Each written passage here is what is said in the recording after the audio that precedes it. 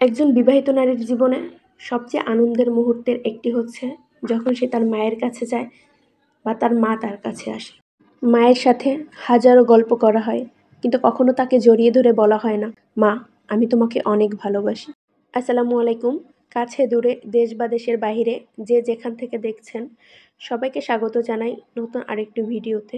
আশা করি সবাই ভালো আছেন। আলহামদুলিল্লাহ, আমরাও ভালো আছি। দিনের কর্মব্যস্ততা শুরু হোক এক কাপ চা দিয়ে। আজ ছুটির দিন।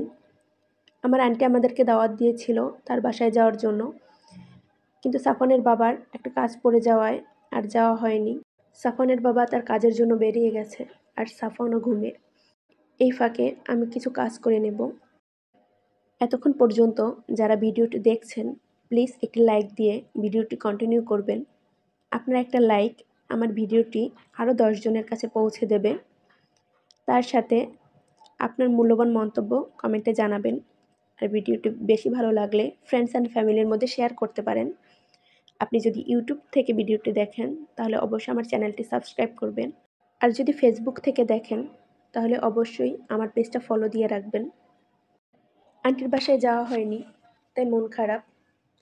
আমার বাবা মা মারা যাওয়ার পর আমার পরিবারের প্রতিটা সদস্যই অনেক যত্ন নিয়ে আমাকে বড় করেছে, অনেক ভালোবাসা দিয়ে আগলে রেখেছে। আমার ফুপু আর খালামণিরা আমার মায়ের দায়িত্ব পালন করেছে। বড় হওয়ার পর অবশ্য আমার কাকি আর মামি যোগ হয়েছে। আমি তাদের মেয়ে হওয়ার পাশাপাশি নিজেও একজন মা। তো আমি জানি তারা আমাকে বড় করতে গিয়ে কত কষ্ট করেছেন। এখন পর্যন্ত আমার প্রতিটা প্রয়োজনে পাশে থাকতে গিয়ে কত ত্যাগ স্বীকার করেছেন। সেটা কিন্তু আমি এখন বুঝি। ছোট থেকে ছোটতর বিষয়গুলো আমি অনুভব করতে পারি।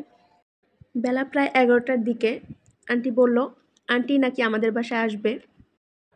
আমি তো এখন মহা খুশি।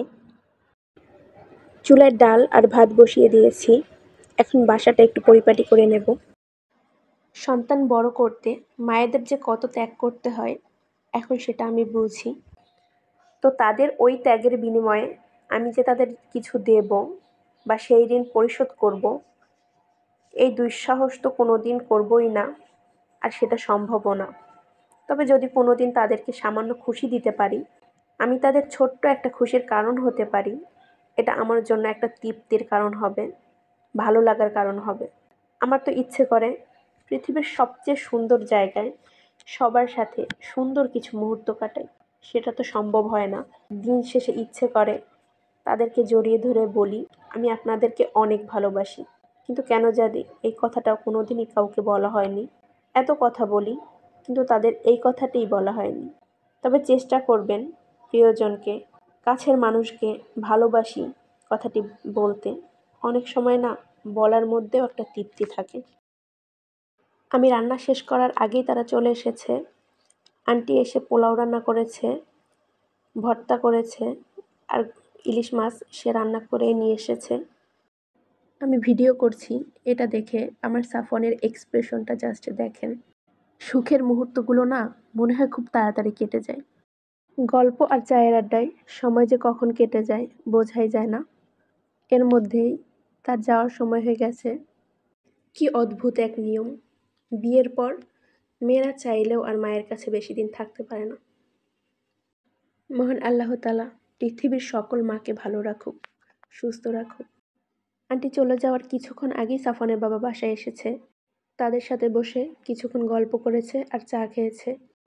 তাই তাকে এখন কিছু নাস্তা দিয়ে দিলাম। আন্টি আজ আমার বাসায় আসার একটা বিশেষ কারণ আছে। কাল রাতে তাকে আমি ভিডিও কল দিয়েছিলাম। তখন দেখলাম সে ছানা বানাচ্ছিল। তখন সাফওয়ান তাকে বলল, আপু, ছানা তো আমার ফেভারিট। তখনই আন্টি আমাদেরকে বলল আজ তার বাসায় যেতে, কিন্তু আমরা তো যেতে পারিনি। তাই সে নিজে নিয়ে চলে এসেছে। শুধু ছানাই আনেনি, তার নাতির সব পছন্দের জিনিসই নিয়ে এসেছে। আমাদের যখন সন্তান জন্ম হয়, তখন আমাদের যারা বাবা মা আছে তারা আমাদেরকে যতটুকু ভালোবাসেন তার চেয়েও বেশি আমাদের সন্তানদেরকে বেশি ভালোবাসেন। সাফওয়ানের বাবার আজকের দিনের বিশেষ কাজটা হলো সে একা একা গিয়ে কেনাকাটা করে নিয়ে এসেছে। এখানে সে 2টা ফুল সেট বিছানার চাদর নিয়ে এসেছে। মাশাআল্লাহ, বিছানার চাদরগুলো কিন্তু অনেক সুন্দর।